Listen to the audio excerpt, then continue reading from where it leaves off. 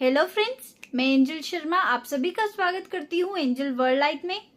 आज दोस्तों बहुत ही अच्छा दिन हो रहा है, बहुत अच्छा वेदर है, तो मैंने सोचा चलो एक अच्छी सी इंटरेस्टिंग कहानी सुनाते हैं हमारे प्यारे व्यूअर्स को। दोस्तों ये जो कहानी है ये बहुत ही पुराने समय की है, तो इसलिए काफी ज्यादा इंटरेस्टिंग ही होने वाली है।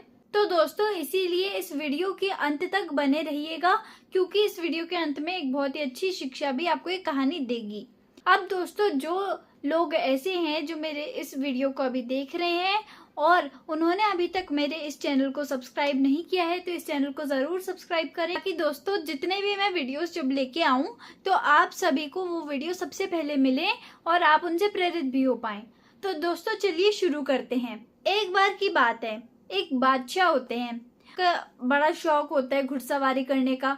तो एक दिन ऐसे ही वे घुड़सवारी करते करते आसपास के गांव में पहुंच जाते हैं। गांव से दूर निकल जाते हैं, तो तब उन्हें भूख प्यास लगने लगती है।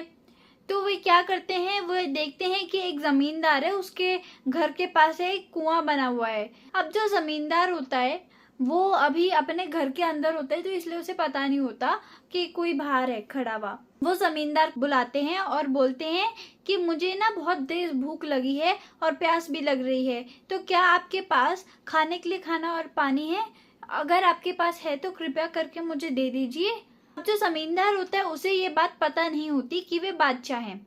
वे एक आम आदमी समझता है उन्हें, और इसलिए उनका जो घोड़ा होता है उसे एक तरफ बांध देता है और फिर उसके बाद उन बादशाह को खाने के लिए खाना और पानी परोस देता है। फिर उसके बाद जब बादशाह भरपेट भोजन कर लेते हैं तो वे उस जमींदार से शुक्रिया कहते हैं और कहते हैं कि आपने मेरी आज बहुत सहायता की है, आपने मुझे खाना दिया है, इस वजह से आपको आगे चल के अगर भविष्य में कोई भी परेशानी होती है तो आप मेरे पास जरूर आइएगा, मैं आपकी जरूर मदद करूंगा और मैं एक बादशाह हूँ।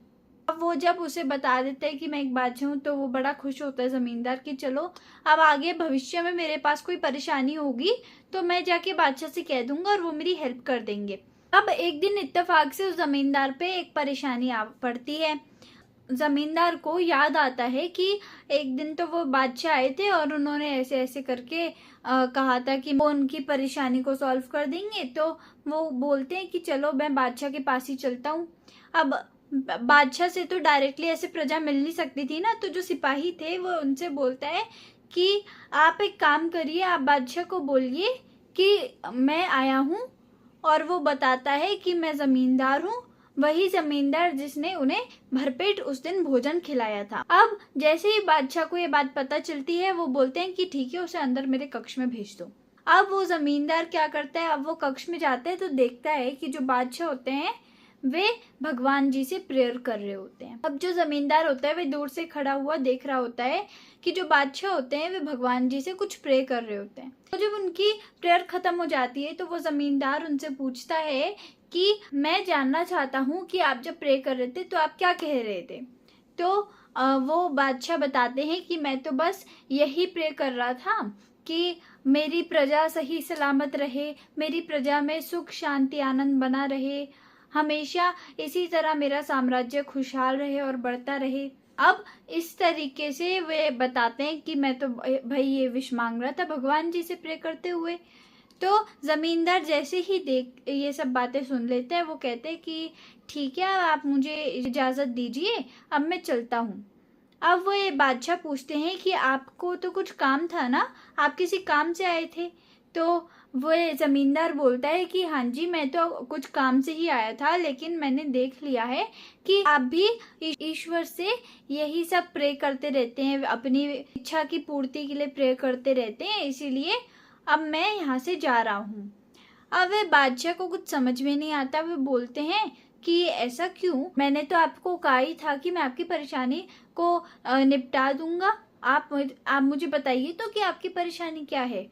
तो वो जो जमींदार होता है वे बोलता है कि नहीं बादशाह जी, अभी मैं आपको नहीं बता सकता, क्योंकि मैंने ये बात भी जान ली है कि जब आप खुद ही ईश्वर से तरह तरह की चीजें मांग रहे हैं, तो मंगते से क्या मांगना। अब दोस्तों, अगर आप लोग को नहीं पता मंगते से क्या मांगना का मतलब क्या है, वो ये है मतलब कि जो इंसान दूसरों से ही खुद के लिए कुछ मांगता रहे, अब उस मांगने वाले इंसान से खुद आकर कुछ क्यों मांगना। वो जमींदार वहां से चला जाता है। तो अब इससे हमें ये शिक्षा मिलती है कि आप अगर किसी से मांगते रहे, जो मांगते हैं उनसे आपको कुछ नहीं मांगना चाहिए। आपको ईश्वर पे भरोसा रखना चाहिए कि वे आपकी परेशानी को जरूर सॉर्ट आउट करेंगे, वो आपकी परेशानी को जरूर दूर करेंगे। इसलिए दोस्तों, उन पे भरोसा कायम रखिए और अपनी जिंदगी में खुद की परेशानियों को सॉर्ट आउट करने के लिए खुद से मेहनत कीजिए। तो चलिए दोस्तों, अगर आपको ये वीडियो पसंद आया हो तो इसे आगे शेयर जरूर कीजिएगा ताकि और लोग भी इस वीडियो को देख के प्रेरित हो पाएं। Thank you.